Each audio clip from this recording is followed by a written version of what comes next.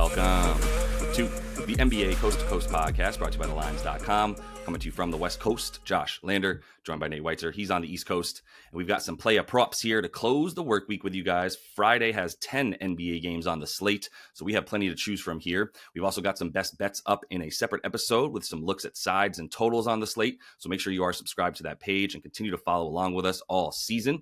Also have the email newsletter kicking off, the first one right now for thelines.com coming out on Fridays, and we are dropping a bonus parlay pick in those in the newsletter each and every week now moving forward. So we've got one from that Cavs and Celtics game that's going to be pretty fun, we hope. I think we've got a couple guys questionable for Boston, but we've got some a nice same game parlay in there for you guys. So hope you check that out in the email newsletter. And let's go ahead and get right into your first play prop here for Friday night. A guy who went ballistic last game. He sure did. Yeah, Zach Collins over 8.5 rebounds is plus money, plus 110. That's what I'm picking off here in terms of I don't think he's going to have the all around game he had against the Clips, but I mean, to do that against Zushak, your boy, I'm not as worried against Pirtle, who only played 24 minutes in his return. And I mean, it's more just the rebounds. It's more that Toronto's going to miss a lot of shots. Like Indy in that return had 37 defensive rebounds. Turner, Siakam, both around this total. And basically with Vooch doubtful, it's only been Giddey and Collins boarding up for Chicago. They're playing alongside Herter, Lonzo, and Kobe White at the same time. Maybe we get Io back in there, but he's not much of a rebounder either. So I mean, it's Zach Collins who is just total enforcer down there. I think he helps Giddey a lot. He's part of the reason we continue to see this Giddey spike just with his crushing screens. And I mean, we both feel the numbers have gotten too high for Giddey, but 24.5 points and assists might still be playable here. He's fifth in potential assists and third most passes in the NBA in his last four is Giddey. But Toronto more vulnerable in terms of, again, just giving up the boards because they have the worst field goal percentage in the restricted area in their last eighth worst field goal percentage overall, giving up the sixth most rebounds to center, 17 a game, giving up a ton of points, but I'm not going to read into that. I think that a lot of that is just Pirtle being out, that they can't stop them down low. But again, yeah, the board should still be there. And Collins, 11 rebounds per game in these last two on nearly 20 chances. 7.5 of those rebounds have been contested. So yeah, he is a tough dude, man. He's going to mix it up. I don't care if the Raptors have their bigs, if Scotty Barnes is back and it's kind of a big front line. And I mean, that even necessitates more minutes for Collins and more of a role there, just cleaning up the glass. Yeah. No qualms. I went under. I went under, and I was talking all last game, not this one. Last game for Zach Collins, I went under when he had the game of his life against Zushak, like you were saying. And it was all this is a horrible matchup for centers. What's he going to do against Zubac on the boards? He had 8 boards in the first quarter. I was talking so much trash on Zach Collins. I would be surprised if the basketball gods weren't let me humble you up real quick and show you what Zach Collins could do. So, yeah, I'm not going to go under against with him against this defense either. And I don't know how many minutes Jakob Poeltl is going to play, but if he gets 28, then he's got low props too. 10.5 points, 8.5 boards, very low for someone averaging 14.5 and 10 on the season. So a consideration as well, but I do want to make sure I can see if he's got a decent minutes projection here. But let's go to the Joker. Let's get chalky. Let's go over 26.5 points. You can actually get that minus 110 right now on DraftKings. This has actually moved a little bit up and down, opened at 25.5, which was just wrong. And then it got up to 26.5. And now there's some 27s, but minus 110, 26.5 is great. Again, dude is averaging 29 on the season. Even if you look at all the games where he's got every single player available, and we should mention coming off a loss against the Bucks, now on the second night of a back-to-back, would not be surprised. And I'm actually expecting one of Jamal Murray or Aaron Gordon to not play tonight after they've been on somewhat of a minutes restriction here and there, at least on a back-to-back restriction, I should say, not playing 2 nights in a row. So I think one of those guys misses, but even if one of them doesn't, I mean, I think we're going to see a repeat of last night for Joker where he scored 32 in 38 minutes because they just left Brolo on an island with him, which shout out Brolo once again, the ageless wonder, continues to cash for us like yesterday. But he's not going to be able to, I mean, nobody has the game to play one-on-one defense with Nikola Jokic. So if you leave him down there, you're done, you're toast. And Jalen Duren, how surprised are we going to be, Nate, if at the 8-minute mark in the first quarter, Jalen Duren is on the bench with 2 fouls, right? We're going to be pretty expectant of that actually, because that's what happened last game when he scored 37 points in 37 minutes this season. And if you look at the 4 games, he's just basically given Jalen Duren free tuition here. 31 points in 37 minutes, 30 points in 33, and 37 and 37 in the last one. Decided to dime up earlier last season in January, went for 24 points and 16 assists in 25 minutes in a 20-point win, which just kind of felt like a wink, wink, tip of the cap kind of thing from Jokic, being like, I could just do whatever I want. I don't got to score. But then this last game, this season, I don't think he's able to play with his food like that. I mean, this season, if you look at them in games where they are winning by less than 10 points, Jokic is doing his thing, right? He's up at about 29.5 points per game in 24 games where they've won by 10 or fewer points. Just thinking games that are a little bit closer, he's definitely making sure that he takes things in his own hands down the stretch as well. And while this team has been good against the post up and has shown the propensity to double at times, they still haven't doubled Jokic because they're just scared of all these shooters, I guess. I don't know why, but I would be doubling Jokic. They seem to think Jalen Duren can handle it one-on-one. I'm going to call bullshit on that and take Jokic to get 27 points.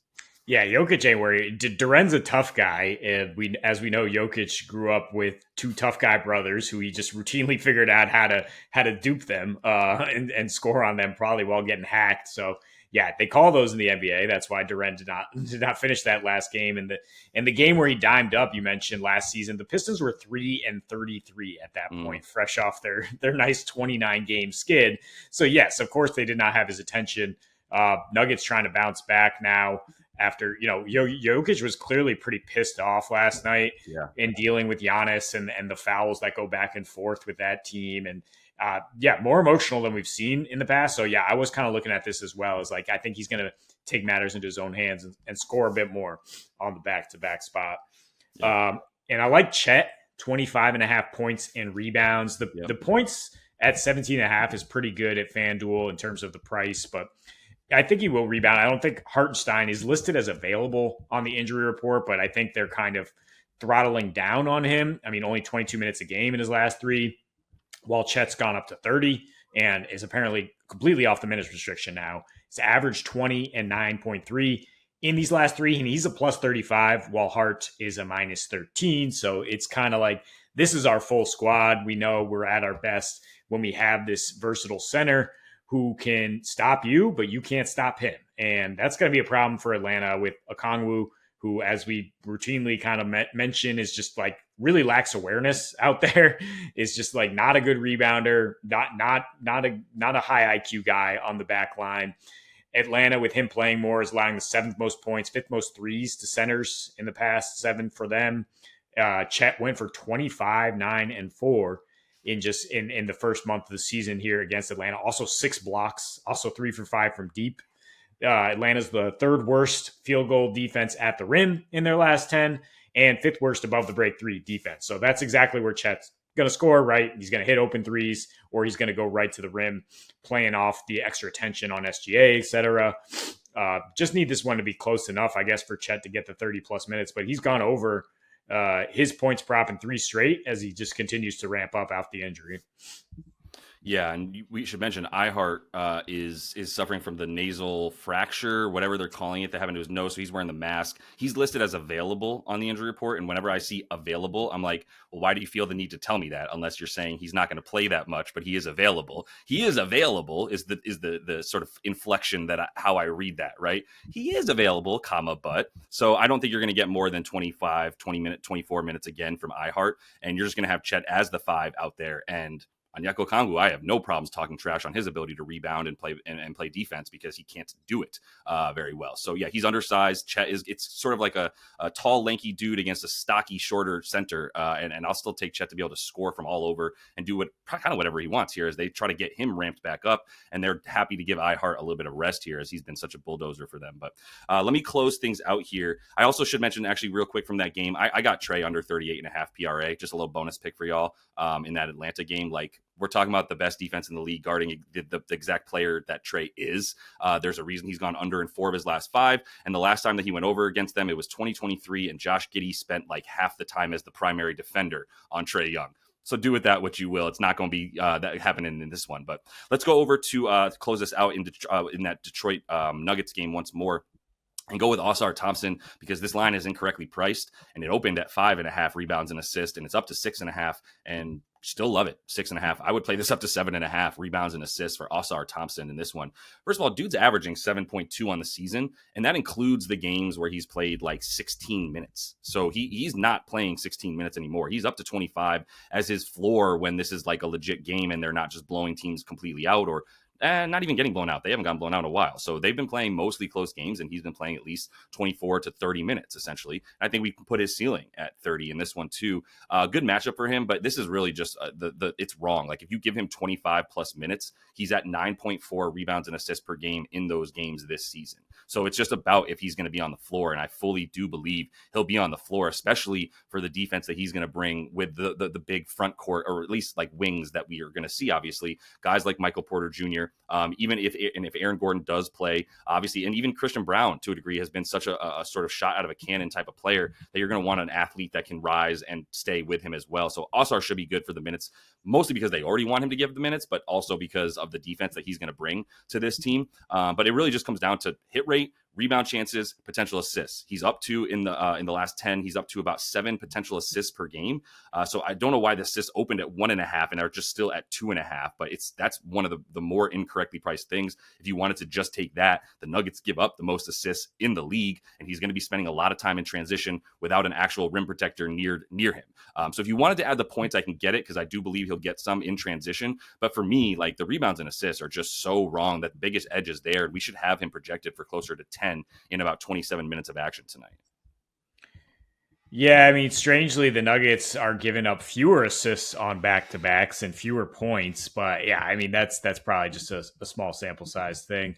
Also, yeah, like you mentioned, is going to be an important guard here, matchup for MPJ, for Aaron Gordon if he's out there, fresh off, kind of helping to shut down the Celtics to a degree. Yeah, it's just hard to keep him off the floor. Even if you are looking to get more 3-point barrage here against the Nuggets and take advantage of that. But an energy guy against the team that just played in Milwaukee, it makes sense to me, and the number is pretty low.